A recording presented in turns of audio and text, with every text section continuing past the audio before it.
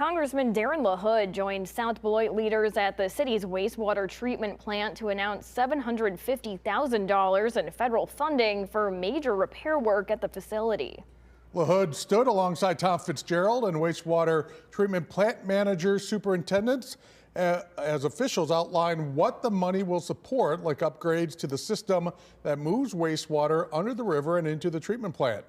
The 16th District Congressman said the project has been in the works for a long time. It goes back to conversations he had with city leaders about federal support about 18 months ago.